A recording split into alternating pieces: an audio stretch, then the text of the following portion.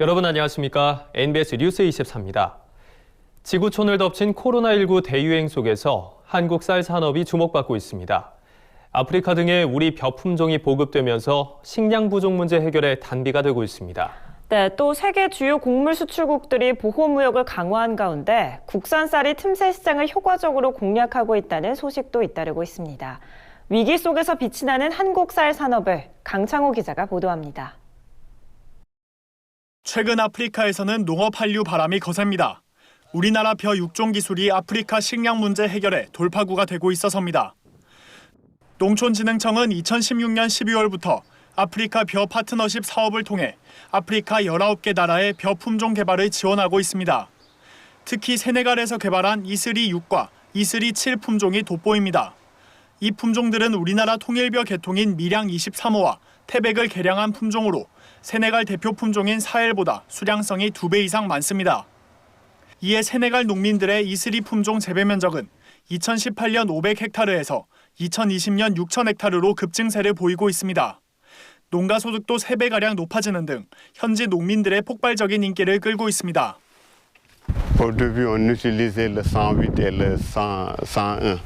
Mais présentement, nous utilisons l'ISRI 7 et l'ISRI 5. En matière de qualité, l'ISRI 5 et l'ISRI 7, ça a triplé en matière de qualité et de rendement. 농촌진흥청은 지난해까지 아프리카에서 모두 5개 품종의 쌀을 개발 등록했고 현재 우간다, 케냐 등 9개 나라에서 37개 품종을 개발 중에 있습니다.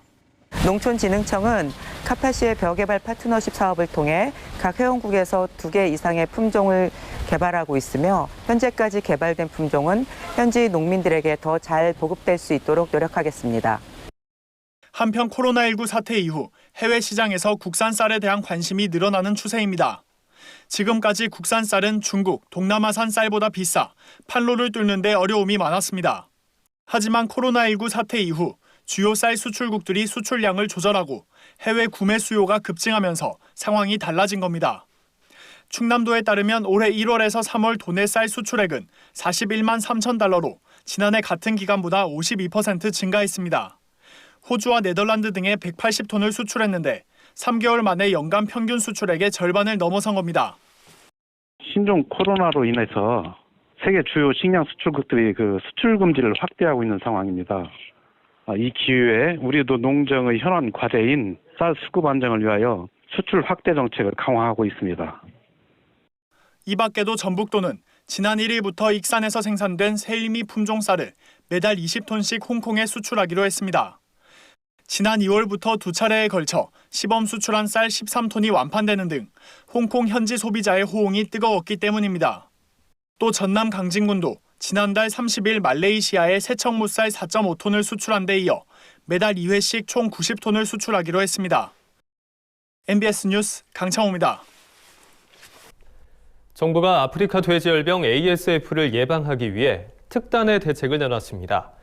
경기도와 강원 북부 14개 시군에 위치한 양돈 농장에 축산 차량 출입을 금지하기로 한 건데요.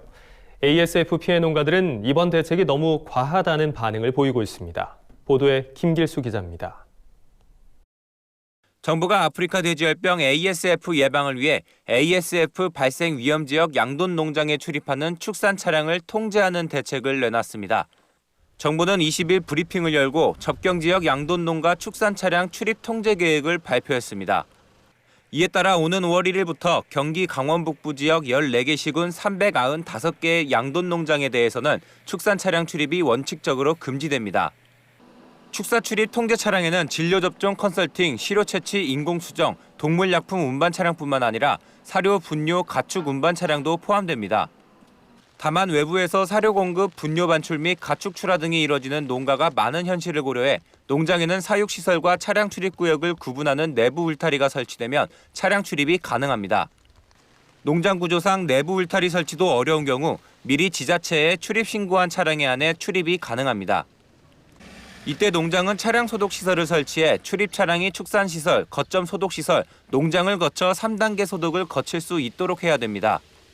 정부는 브리핑에서 이번 조치는 올해 들어 ASF 발생 건수가 급격히 늘었고 접경 지역 전체가 바이러스에 오염됐다는 판단에 따른 것이라고 설명했습니다.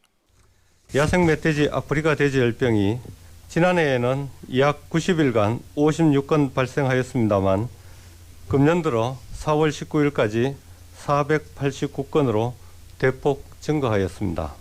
이번 조치는 접경 지역 전체가 바이러스에 오염된 것이라는 판단에 따른 것입니다. 이 밖에 정부는 ASF 바이러스 오염원 제거를 위해 경기 강원 북부 지역 폐사체를 집중 수색 제거하고 울타리 추가 설치 및 멧돼지 포획도 적극 추진하겠다고 밝혔습니다. 하지만 ASF 피해 농가들은 이번 정부 대책이 너무 지나치다는 입장입니다. 이미 외부 울타리가 있어 내부 울타리를 설치해도 그 효과가 미미하고 축산 차량이 내부에 진입할 때 이미 수차례 소독을 거친 상태라 내부 울타리가 불필요하다는 겁니다. 출차할 때 소독, 거점 소독소에서 소독, 그리고 농장 내부에서 다시 한번 소독인데 그걸 또 믿지 못하고 내부 울타리까지 한다 그러면 소독의 의미가 없는 거 아니냐. 피해 농가는 또 정부의 사전 준비 부족도 문제 삼았습니다. 농장 유형에는 축산 차량 진입이 없어도 되는 농장과 내부 울타리 설치 후 차량 출입이 가능한 농장, 울타리 설치가 불가능한 농장이 있지만 이에 대한 실태 파악도 마치지 않고 정책부터 발표했다는 겁니다. 이에 농식품부는 아프리카 돼지열병은 백신이 없고 치사율이 높아 가능한 모든 방역 조치가 빈틈없이 이루어져야 하고 농장 유형 파악을 위한 기초적인 조사는 지난주까지 마쳤지만 아직 지자체별로 최종 확정하는 절차가 남아있는 상태라고 밝혔습니다. MBS 뉴스 김규수입니다. 땅에 있어야 할 농작물이 공중을 떠다니고 농민들이 사무직처럼 한자리에 앉아서 일하는 농장이 있다면 어떨까요? 상상 속에 존재하는 미래 농업의 모습인가 싶지만 이러한 영농 환경을 현실화한 스마트팜이 있다고 합니다. 기획보도 디지털 농업 4.0 시대를 연다. 오늘은 신개념 스마트팜을 개발한 최훈 대표를 만나봅니다. 손현진 기자입니다. 트레이에 심은 농작물들이 트롤리 컨베이어에 매달린 채 비닐하우스 내부를 천천히 이동합니다. 마치 식물 공장 같은 모습입니다. 농작물이 특정 구간에 이르면 물과 양액이 자동 살포됩니다. 기존 토경이나 수경 재배와 달리 작물을 심은 트레이를 이동시키는 게 이 스마트팜 시스템의 특징입니다. 이를 개발한 건 40년 넘게 철제휠 생산 업체를 이끌어온 최훈 대표입니다. 최 대표는 철제휠 생산 설비인 컨베이어 벨트에서 착안해 스마트팜 시스템을 개발했습니다. 우리 제조 공정의 도장 라인에서 이런 컨베이어를 돌려서 도장을 하는데 거기에서 착안을 해서 이 농업 시스템에 접목을 하게 된 거죠. 트롤리 컨베이어는 시설의 형태나 작물 종류에 따라 길이와 높이를 바꿔 설치할 수 있습니다. 또 컨베이어에 연결된 지지대에는 1개에서 5개의 작물 트레이를 매달 수 있습니다. 이러한 다단 재배 방식으로 공간 효율을 극대화할 수 있습니다. 넓은 땅과 함께 땅을 일구기 위한 농기계도 크게 필요치 않은 이유입니다. 최 대표가 상추와 오이, 고추 등을 시험 재배한 결과 일반 하우스에 비해 생산량은 6배에서 18배 많았습니다. 330제곱미터 부지를 기준으로 하면 약 6,000제곱미터의 공간 효율을 낼 수 있습니다. 이 농장의 최대 장점은 농작업을 할 때 사람이 이동할 필요가 없다는 겁니다. 사람은 재배 공간과 분리된 작업장에 앉은 채로 파종부터 수확까지 전 과정을 진행할 수 있습니다. 키가 큰 작물을 키울 때도 사다리를 타고 올라갈 일이 없습니다. 깊이 1m의 구덩이를 파고 컨베이어 높이가 낮아지게 설치하면 키가 작은 사람도 눈높이에서 작업할 수 있기 때문입니다. 이는 거동이 불편한 고령 농민에게도 도움이 될 수 있습니다. 키가 크니까 사다리를 타거나 기구를 타야 올라가는데 저희는 이 작물을 내려보내서 가장 편한 자세로 눈높이에 맞춰서 작업할 수 있는 그런 환경이 되죠. 농민들이 가장 편한 자세로 일할 수 있는 하루 종일 일을 해도 피로도가 심하지 않은 그런 시스템입니다. 농작업의 효율이 높인 탓에 일손 감축 효과도 매우 큽니다. 일반 농장에 비하면 인건비를 90% 절감할 수 있다는 설명입니다. 소득 증대와 인건비 감축 효과가 큰 탓에 3.3제곱미터당 180만 원에서 200만 원에 이르는 초기 설치비도 투자할 가치가 충분하다고 최 대표는 강조했습니다. 최 대표는 향후 농사 초보도 쉽게 농사를 지을 수 있도록 식물 생육 정보를 빅데이터로 구축해 제공하겠다는 계획입니다. 생산성과 편리성을 높인 신개념 식물 공장이 우리 농업의 미래에 첨단 영농의 새 바람을 일으키고 있습니다. MBS 뉴스 손현진입니다. 올해 마늘 양파 재배 면적이 지난해보다 대폭 줄어든 것으로 조사됐습니다. 마늘은 8% 이상, 양파는 무려 32% 이상 줄었습니다. 지난해 수급 파동으로 가격이 급락하자 농가들이 자체적으로 면적 조절에 나선 것으로 풀이됩니다. 김인경 기자가 보도합니다. 통계청이 2020년 마늘 양파 재배 면적 조사 결과를 발표했습니다. 재배 면적을 표본 조사해 추정한 잠정치지만 감소폭이 상당히 커 파장이 만만치 않을 전망입니다. 통계청에 따르면 지난해 27,689헥타르였던 마늘 재배 면적은 올해 그보다 8.4% 감소한 25,376헥타르로 추정됩니다. 특히 물량이 많고 가격 하락세가 두드러졌던 난지역 마늘 재배 면적이 대폭 줄었습니다. 올해 한지역 마늘 재배 면적은 지난해보다 125헥타르, 2.4% 늘어난 반면 난지역 마늘 재배 면적은 2,437헥타르, 10.8%가 줄었습니다. 통계청은 마늘 가격이 2017년 이후 계속 떨어지고 있는 데다 특히 지난해 가격 하락폭이 컸던 만큼 재배 면적이 줄어든 것으로 보인다고 설명했습니다. 실제로 2017년 연평균 1kg에 6,087원이던 마늘 도매 가격은 2018년 5,551원, 2019년 4,255원, 2020년 3,240원을 기록했습니다. 3년 만에 거의 반토막이 된 겁니다. 양파 재배 면적은 1996년 이후 24년 만에 가장 높은 감소율을 보였습니다. 지난해 21,777헥타르였던 양파 재배 면적은 올해 무려 32.6% 감소한 14,673헥타르로 추정됩니다.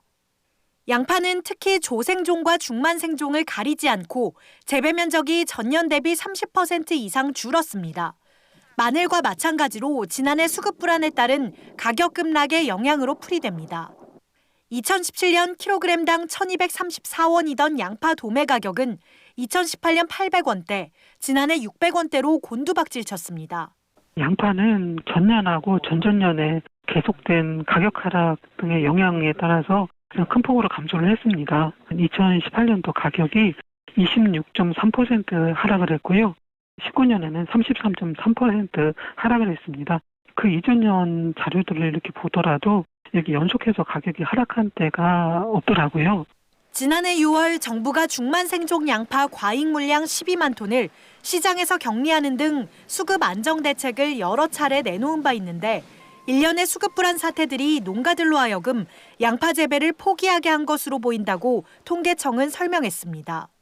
한편 농림축산식품부는 주산지 농협과 생산자 단체 등의 의견을 수렴해 조만간 마늘 양파 수급 정책의 방향성을 정할 계획인 것으로 알려졌습니다.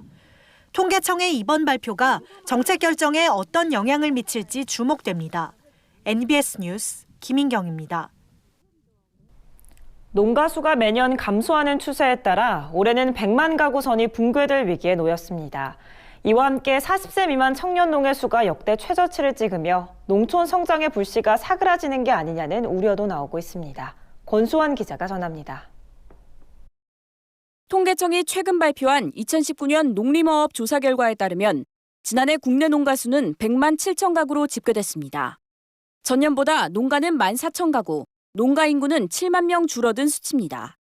농가 수는 2015년 110만 가구 아래로 내려앉은 이후 2016년 106만 8천여 가구, 2017년 104만 2천여 가구, 2018년 102만여 가구 등 매년 2% 안팎씩 줄었습니다. 해마다 1에서 2만 가구씩 감소하는 추세에 따라 이대로라면 올해 농가 수가 100만 가구 아래로 떨어질 수 있다는 우려가 나옵니다. 전국 평균의 3배를 웃도는 농촌 고령화도 여전합니다. 지난해 농가 인구 중 70세 이상이 75만 2,649명으로 집계돼 역대 최대 비중을 차지했습니다. 3명 중 1명이 70세 이상이라는 겁니다. 농촌 성장 동력이 돼야 할 젊은 농가 경영주도 빠르게 줄고 있습니다. 40세 미만 농가 경영주의 수가 6,859가구로 집계돼 역대 최저치를 기록한 겁니다. 반면 70세 이상 농가 경영주는 46만 1,531가구로 전체의 45.8%를 차지했습니다.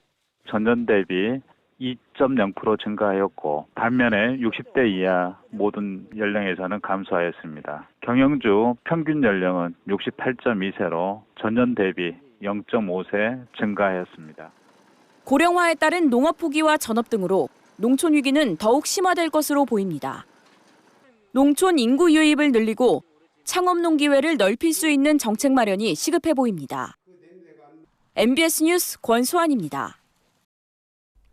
친환경 농가를 비롯한 학교 급식 산업 관계자들이 모인 친환경 먹거리 단체 대책협의회가 최근 서울시와 서울시 교육청의 미온적인 태도를 규탄했습니다. 코로나19로 인한 학교 급식 중단이 2달 가까이 지속되는데도 피해 대책을 수립할 기미가 보이지 않는다는 이유에서입니다. 남수지 기자가 취재했습니다.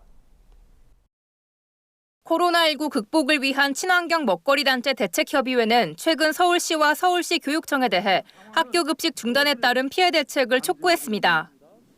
대책협의회는 서울시와 서울시 교육청이 친환경 농식품 꾸러미 사업 등 학교 급식 산업 살리기 운동에 미온적인 태도를 보이고 있다고 지적했습니다.